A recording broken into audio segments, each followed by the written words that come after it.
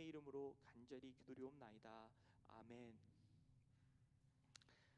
하나님의 말씀 사도행전 28장 1절에서 10절 말씀입니다. 사도행전 28장 1절에서 10절 말씀,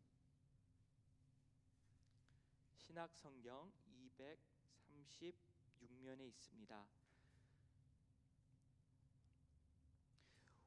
우리가 구조된 후에 안즉 그 섬은 멜리데라 하더라. 비가 오고 날이 참해 원주민들이 우리에게 특별한 동정을 하여 불을 피워 우리를 다 영접하더라. 바울이 나무 한 묶음을 거두어 불에 넣으니 뜨거움으로 말미암아 독사가 나와 그 손을 물고 있는지라. 원주민들이 이 짐승이 그 손에 매달려 있음을 보고 서로 말하되 진실로 이 사람은 살인한 자로다. 바다에서는 구조를 받았으나 공의가 그를 살지 못하게 함이로다 하더니 바울이 그 짐승을 불에 떨어 버림에 조금도 상함이 없더라.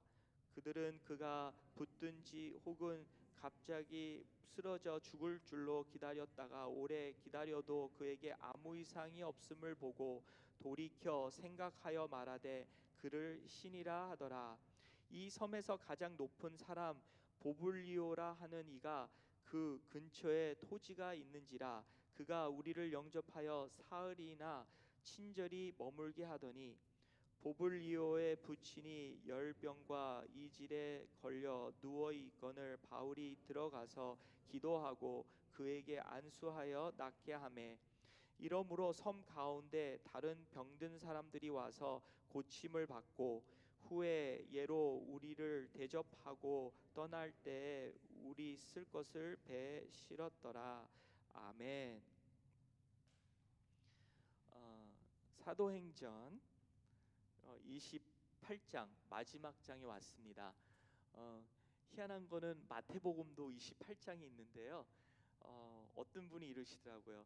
사도행전의 마지막 장은 예수님이 오실 그날이다. 네, 그러니까 그 하나님의 그 역사가 계속해서 이루어지고 있다는 것이죠.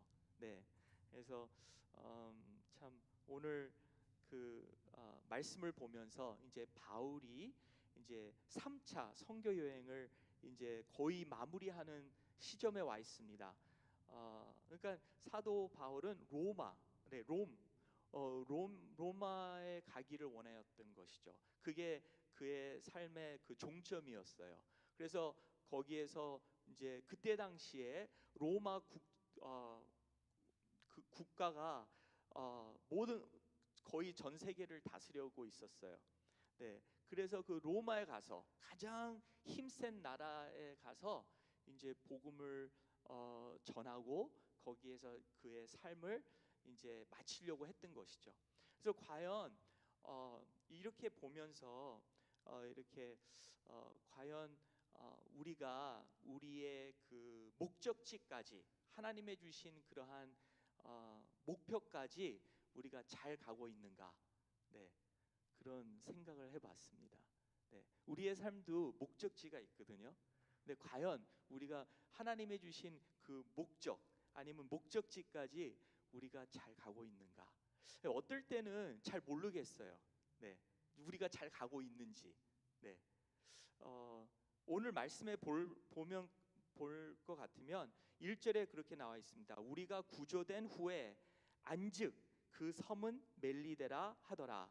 이 멜리데라는 섬이 그 로마국 남쪽에 있는 한 섬이었어요. 곧 우리 남한의 밑에 그 제주도가 있듯이 이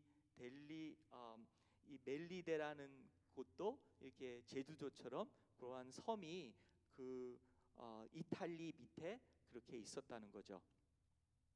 제주도를 못 가봐서 제주도 같은 섬인지는 잘 모르겠지만 하여튼간 그 섬에 그 배가 이게 거기에 추락했어요. 네, 이제 침몰했어요. 네, 그래가지고 267명의 그 이제 배에 탔는데 그 사람들이 한 명도 안 죽고 다 살아남아서 배는 부셔지고 모든 것을 잃고 허기지고 이렇게 살아났어요. 근데 이렇게 살아난 사람들이 실은 폭풍 가운데서 그들이 아니 여기가 어디지? 그랬던 것이죠. 그들이 나중에 알고 보니까 그 멜리데라는 데에 도착한 것이에요. 그러니까 정말 놀라운 것 같아요. 그 폭풍 안에서 네, 그들이 자기네들이 알아서 그냥 목적지까지 가는 게 아니라 폭풍 때문에 막 이리 갔다 저리 갔다가 간신히 살아 나왔는데 알고 보니까 바로 그 이탈리 밑에 있는 그 섬에 도착했다는 것이죠. 그런 거 보면은 자 우리 삶 속에서도 어떨 땐 폭풍같이런 뭐가 와요. 그래서 폭풍에 우리가 분명히 저기까지 가야 되는데 저기가 내 목적인데 하나님이 주신 그러한 비전이자 목적인데 근데 어떻게 폭풍에 이렇게 우리가 밀려서 목적지까지 가지 지금 목적지까지 가고 있나? 내가 지금 있는 곳이 어디야? 그럴 때가 있어요. 근데 그 폭풍도 하나님께서 보내주신 것이라는 것이죠. 그 폭풍마저도. 네. 그래서 모든 것을 잃은 이 267명에게 목숨만 살아남은 이 사람들이 나중에 얼고 보니까 정말 이들은 목적지까지 이렇게 가까이 가고 있는 것을 알게 된다는 것입니다. 그래서 참 우리의 삶도 보면은 이렇게 참 하나님께서 우리를 우리 하나님의 주신 그 목적지까지 우리가 가고 있음을 믿으시기를 바라는 바입니다. 네. 그런 다음에 그 원주민들이 그들이 비가 오고 날이 참해 아주 우리 오레곤의 그 아주 힘든 그러한 겨울 날씨, 네, 아주 안 춥고 비가 오고 그럴 때 상상해 보세요.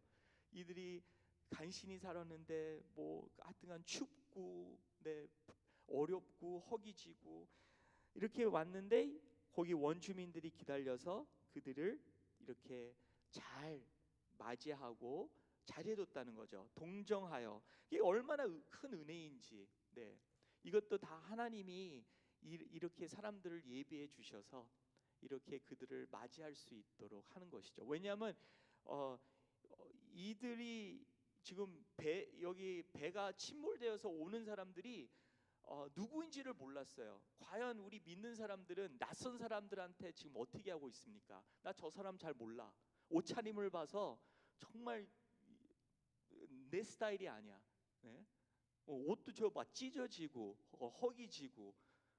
근데 이 안 믿는 원주민들이 그렇게 동정심을 주고 있는데 믿는 그리스도인들이 과연 우리는 어떠한 동정심을 베풀고 있습니까? 실은 로마 그 배 안에는 로마 군인들이 있었고 로마 군인들이 그 섬의 사람들의 원주민들한테 또 얼마나 잘했겠어요. 막 칼로 와고 창으로 오고 다스리려고 하고 그리고 그 267명 안에는 거의 다 죄수들이었어요. 뭐 살인자들, 강간한 사람들. 그 사람들을 이들이 몰라서 망정이지 정말 알았다면은 뭐 우리 딸들, 우리 아내들, 예? 우리들을 어떻게 또 나쁘게 할 것인가? 다 사도 바울 같지 않았다는 거죠. 그렇지만 이들은 그렇게 동정심을 줬다는 것이죠. 그것도 참 하나님의 은혜입니다. 그들이 그렇게 동정심에서 불을 피웠는데 이제 바울이 그냥 가만히 잠잠하게 그냥 이렇게 섬김을 받은 게 아니라 불이 꺼지려고 하니까 가가지고 이제 나무를 갖고 오는 거예요. 나무 묶은 거를 갖고 왔는데 그 사도 바울이 눈이 안 좋았나 봐요. 그 묶은 나무 안에 독사가 있었다는 것이죠.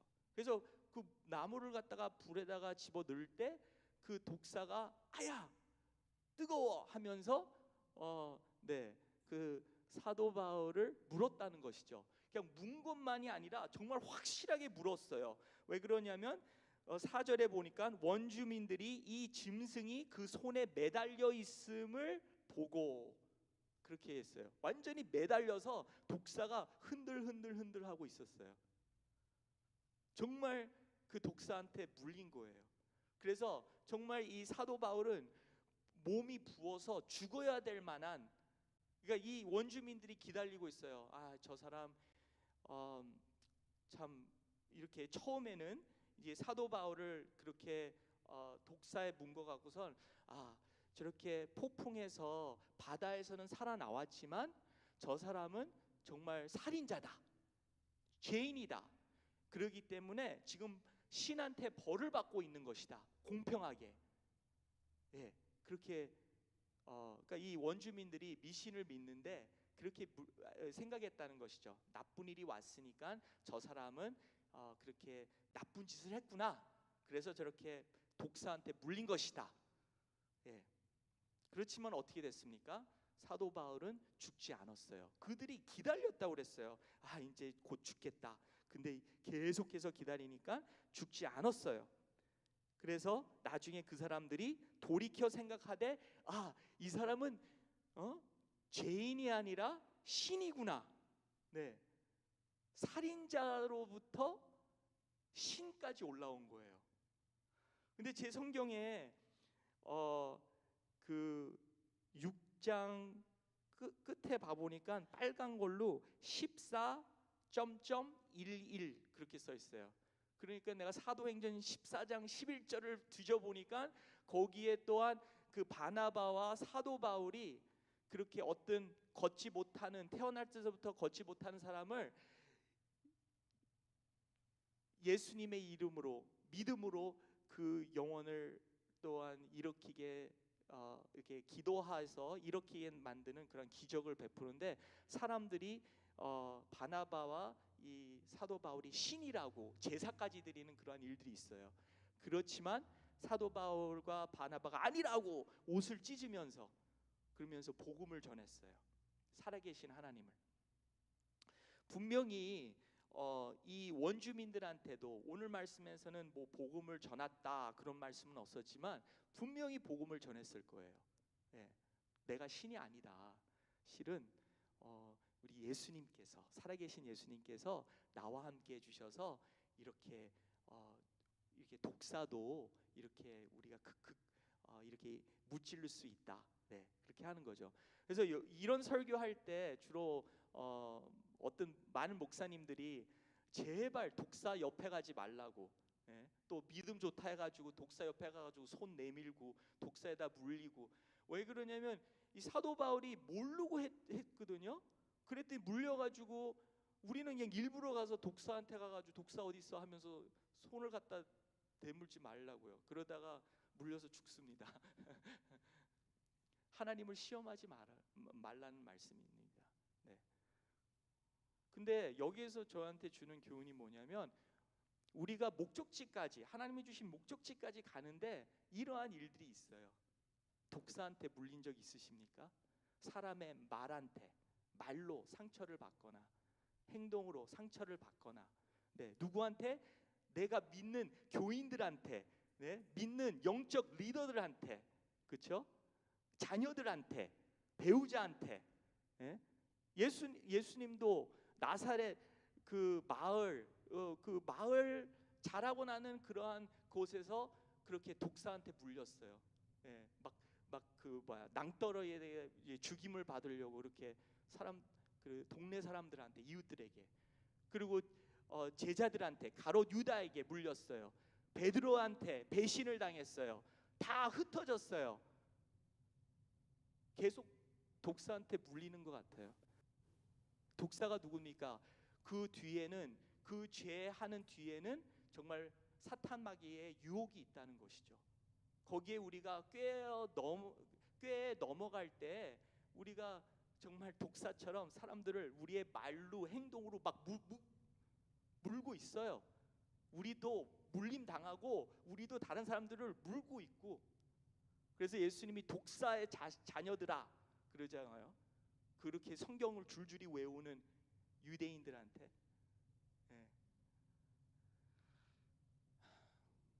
그럴 때 어떻게 해야 되냐? 저는 강아지를 하나 키우는데요. 강아지가 한 10파운드 되거든요. 그러면 한 100파운드 되는 강아지가 와라라라 막 그냥 짖어요.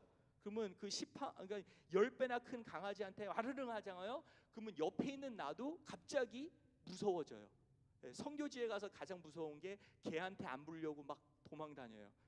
근데 제 강아지한테 배운 게 뭔지 아세요? 지난번에도 말씀드렸지만 딱 한 번 그러한 막 두려움이 온 다음에 얘가 언제나 하는 게 있는데 털을 막 털어요.